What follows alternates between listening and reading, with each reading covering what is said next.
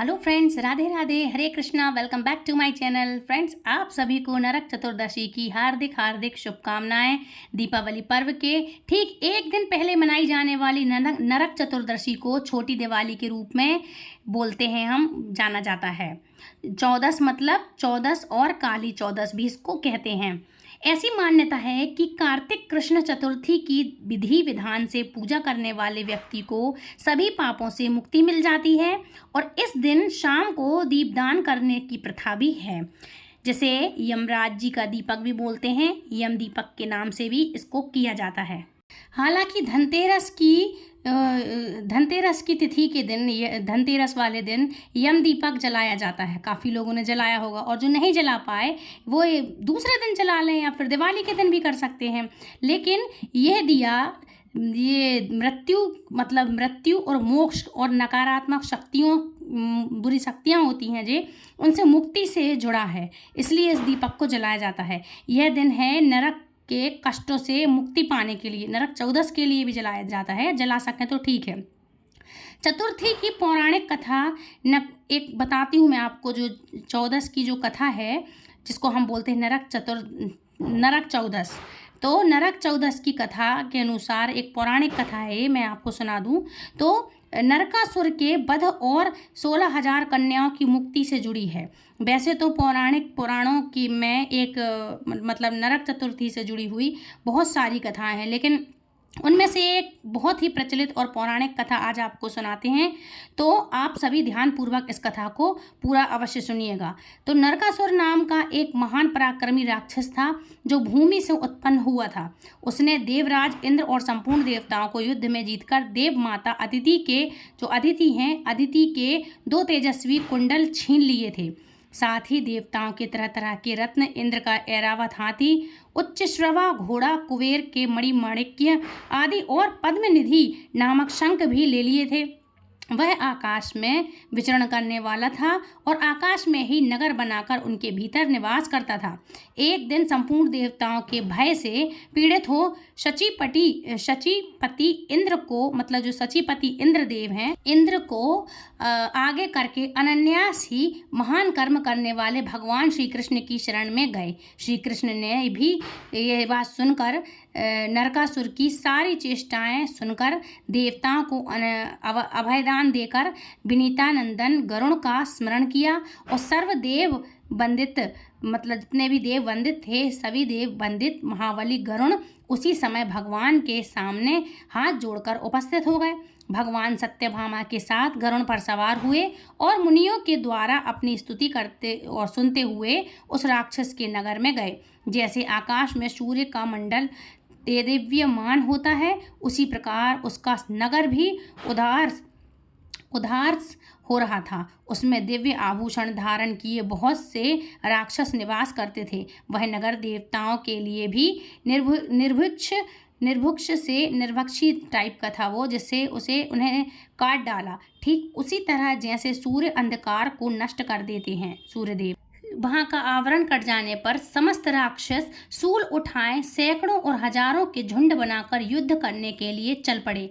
विजय की इच्छा रखने वाले निशाचर तोमर, भिंडीपाल और पट्टिस आदि अस्त्र शस्त्रों से भगवान श्री कृष्ण पर प्रहार करने लगे। तब भगवान श्री कृष्ण ने भी शारंग धनुष लेकर के उनके दिव्य अस्त्र शस्त्रों को काट डाला और अग्नि के समान तेजस्वी बाणों से उन सब का संहार आरंभ किया। इस प्रकार समस्त राक्षस मारे गए और यह जानकर पृथ्वी पर गिर पड़े। मरने के बाद सभी पृथ्वी पर गिर पड़े। संपूर्ण दानवों का वध करके कमल नयन भगवान पुरुषोत्तम ने 5 जन्य नामक शंख बजाया और शंखनाद सुनकर पराक्रमी दैत्य नरकासुर दिव्य रथ पर आरूढ़ होकर भगवान से युद्ध करने के लिए आया। उन दोनों में अत्यंत भयंकर घमासान युद्ध हुआ, जो रोंगटे खड़े कर देने वाला था। वे दोनों बरसते हुए मेघों की तरह हजारों बाणों की झड़ी, एक दूसरे पर झड़ी लगा रहे थे। इसी में भगवान वासुदेव ने अर्धचंद्राकार बाण से उस राक्षस का धनुष काट दिया और उनकी छाती पर महान दिव्यास्त्र का प्रहार कर किया। उससे हृदय विदीर्ण हो जाने के कारण वह महान असुरी पृथ्वी पर गिर पड़ा। तब भूमि की प्रार्थना से भगवान श्री कृष्ण उस राक्षस के समीप गए और बोले, तुम कोई वरदान मांग लो। यह सुनकर राक्षस ने गरुड़ पर बैठे हुए भगवान श्री कृष्ण से कहा, संपूर्ण भूतों के स्वामी श्री कृष्ण, मुझे वरदान की कोई आवश्यकता नहीं, फिर भी दूसरे लोगों के हित के लिए आपसे एक उत्तम वर मांगता हूँ। हे मधुसूदन, जो मनुष्य मेरे मृत्यु के दिन मांगलिक स्नान करे, उन्हें कभी नरक की प्राप्ति ना हो। एवं ऐसा सुनकर एवं अस्तु कहकर भगवान ने उसे ये वर दे दिया। ये नरकासुर ने ब्रह्म और शिव आदि देवताओं द्वारा पूजित वज्र और वैदूर्य मणि से बने हुए नुपुर से सुशोभित और शरत काल के खिले हुए कमल के समान कोमल भगवान के चरणों का दर्शन करते हुए अपने प्राणों का परित्याग किया और श्री हरि का सारूप्य भी प्राप्त कर लिया। उसके बाद देवता और महर्षि आनंद मगन होकर भगवान के ऊपर फूलों की वर्षा और स्तुति करने लगे। इसके बाद कमल नयन भगवान श्री कृष्ण ने नरकासुर के नगर में प्रवेश किया और उनसे बलपूर्वक जो देवताओं का धन लूट लिया था उसने वह सब उन्हें वापस कर दिया। देव माता अदिति के दोनों कुंडल, उच्च स्त्राव घोड़ा, ऐरावत हाथी और दीप्तिमान मणिमय पर्वत, ये सारी वस्तुएं भगवान ने इंद्र को दे दी। बलवान नरकासुर ने समस्त राजाओं को जीतकर सभी राष्ट्रों से जो 16,000 कन्याओं का अपहरण किया था, वे सब की सब उनके अंतपुर में कैद थी। मतलब उसके यहाँ जो एक वो अनंतपुर नाम का उसके यहाँ एक कैद थी, उन्हीं 16,000 कन्याओं को उसने कैद करके रखा था। तो सैकड़ों कामदेव की शोभा में विस्तृत करने वाले महापराक्रमी श्री कृष्ण को देखकर उन सब ने उन्हें अपना पति बना लिया। तब अत्यंत अनंत रूप धारण करने वाले भगवान गोविंद ने एक ही लग्न में उन सब का पाणी ग्रहण किया। नरकासुर के सभी पुत्र पृथ्वी देवी को आगे करके भगवान गोविंद की शरण में गए। तब दयानिधि भगवान ने उन सब की रक्षा की और पृथ्वी के वचनों का आदर करते हुए उन्हें नरकासुर के राज्य पर स्थापित कर दिया। भगवान के प्रति भक्ति की कहानियाँ तो आप सभी ने बहुत सारी सुनी होंगी और आप सभी यह भी जानते होंगे कि दो तरह के लोग होते हैं। एक वह जो भगवान में अटूट श्रद्धा, अटूट विश्वास रखते हैं और भगवान को मानते हैं। दूसरे वे लोग होते हैं जो भगवान में ना तो आस्था रखते हैं और ना ही ये स्वीकार करने को तैयार होते हैं कि भगवान हैं। यानी कि दो तरह के लोग होते हैं। कोई नहीं मानता है कि भगवान है। आस्तिक जो भगवान को मानते हैं और नास्तिक जो भगवान को बिल्कुल भी नहीं मानते। अब भगवान के जिनके मन में भक्ति होती है, भगवान तो अपने भक्तों की हमेशा सुनते हैं, उनकी रक्षा करते हैं। हाँ, यह बात ज़रूर है कि कभी कभी भगवान कुछ देर से सुनते हैं, लेकिन सुनते ज़रूर हैं। और ये देख करके सुनने के बाद यही कारण होता है कि सभी को अपने अपने जो कर्म हैं, जो मन चाहे जो कर्म किए होते हैं, उन्होंने उन कर्मों का फल तो उन्हें भोगना ही पड़ता है, चाहे वो इस जन्म में हो या पूर्व जन्म में हो, लेकिन भोगते वो जरूर हैं। अगर पूर्व जन्म में हमने बहुत सारे पाप किए हों तो इस जन्म में हम केवल भगवान में ही रमे हुए हों, भगवान की ही भक्ति कर सकें। यदि कर रहे हों, इस जन्म में हमने कोई पाप नहीं किया है, तब भी हमें इस जन्म में अपने पूर्व जन्म के पापों को भोगना ही पड़ेगा।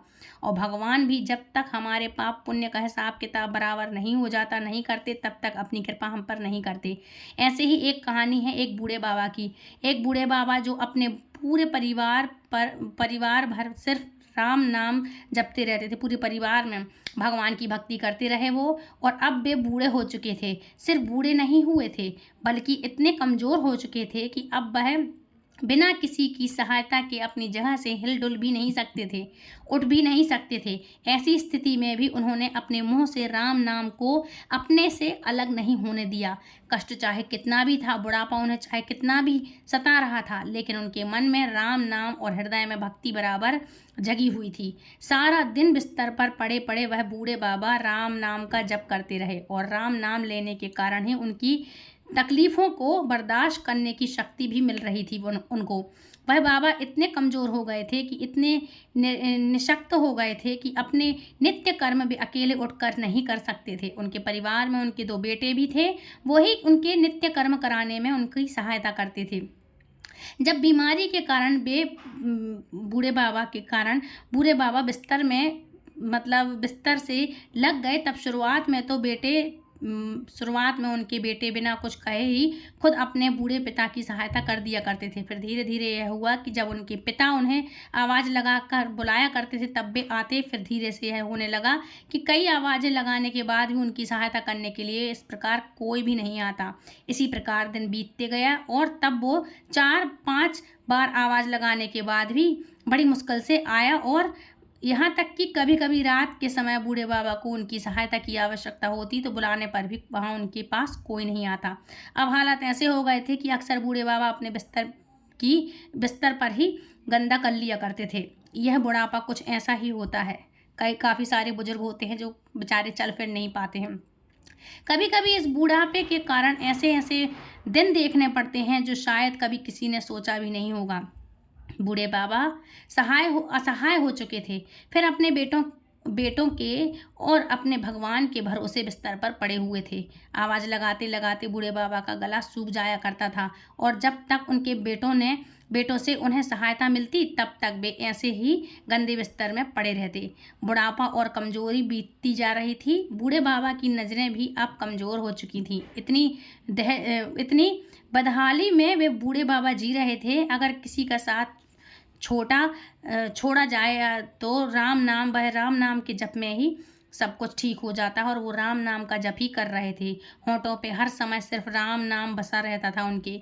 एक दिन की बात है, बूढ़े बाबा को शौच करना था। अक्सर बिस्तर गंदा हुआ देख करके उनके बेटे भी उन्हें डांटते फटकारते थे। एक दिन की बात है, बूढ़े बाबा को शौच जाना था। उन्होंने किसी प्रकार हिम्मत बटोर कर किसी तरह अपने बेटों को आवाज़ लगाई। आवाज़ लगाते ही अगले ही पल किसी ने उनका हाथ बड़ी कोमलता से पकड़ लिया और उन्हें बड़े आराम से नित्य कर्म करवाकर उनके बिस्तर पर लिटा भी दिया। बूढ़े बाबा की नज़रें बहुत कमज़ोर हो चुकी थीं। उन्हें यह भी नहीं दिखाई देता था कि सामने उनकी मदद कौन कर रहा है, वह उनका कौन सा बेटा है। कानों ने भी साथ छोड़ दिया था क्योंकि बहुत बूढ़े हो गए थे। उन्हें सुनाई भी बहुत कम पड़ता था। बूढ़े बाबा को बड़ा आराम मिला। अब तो हर दिन का यह काम हो गया था कि जब भी बूढ़े बाबा आवाज़ लगाते अगले ही पल उनकी सहायता करने के लिए कोई आ जाता और उनके सारे काम कराकर वहाँ से चुपचाप चला भी जाता। बूढ़े बाबा की नज़रें और कान दोनों ही बूढ़ी हो चुकी थीं, कमजोरी हो चुकी थी। ना उन्हें ठीक से दिखाई देता था और ना सुनाई देता था। लेकिन बूढ़े बाबा इतना सब कुछ होने के बाद भी इतना तो समझ रहे थे कि एक बार आवाज़ लगाने पर ही उनका कोई बेटा तो नहीं हो सकता है और ना ही यह स्पर्श उनके बेटों का था। आखिरकार यह कौन है? फिर एक दिन जब बूढ़े बाबा ने अपने नित्य कर्म करने के लिए अपने बेटों को सहायता मांगी बेटों से, तो अगले ही पल फिर से वही मुलायम हाथों वाला स्पर्श उन्हें महसूस हुआ। सारा काम खत्म करने के बाद बूढ़े बाबा ने आखिरकार उस व्यक्ति का हाथ पकड़ लिया और उनसे पूछा, बताओ तुम कौन हो? आज मुझे सच सच बताओ, तुम कौन हो? क्यों मेरी सहायता करते हो? तुम मेरी बेटे तो नहीं हो सकते। बूढ़े बाबा के सवाल साथ ही अचानक उनके कमरे में बहुत तेज रोशनी हुई और प्रभु ने अपने दिव्य अवतार में वहाँ बूढ़े बाबा को दर्शन दिए। वहाँ तो कमज़ोर आंखों से बूढ़े बाबा को किसी भी चीज़ को देख पाना बड़ा मुश्किल था और वहीं बूढ़े बाबा भगवान के दिव्य रूप को स्पष्ट रूप से पूरी तरह प्रत्यक्ष देखने में समर्थ हो गए थे। जिस भगवान का नाम वह पूरे जीवन भर लेते रहे, वहीं आज उनके सामने खड़े हुए थे वो भगवान। ये देखकर बूढ़े बाबा उनके चरणों में गिर पड़े। भगवान के स्पर्श से उनके शरीर में शक्ति आ गई थी और ताकत भी आ गई थी। चरणों में वो गिर के उनके चरण पकड़ लिए और बूढ़े बाबा बोले, भगवान मैं तो धन्य हो गया जो आपने मुझे साक्षात दर्शन दे दिए, लेकिन प्रभु मैं बहुत शर्मिंदा हूँ क्योंकि मैंने आपसे हर दिन अपने नित्य कर्म करवाए। यहाँ तक कि कई बार आपने मेरा गंदा बिस्तर तक साफ किया।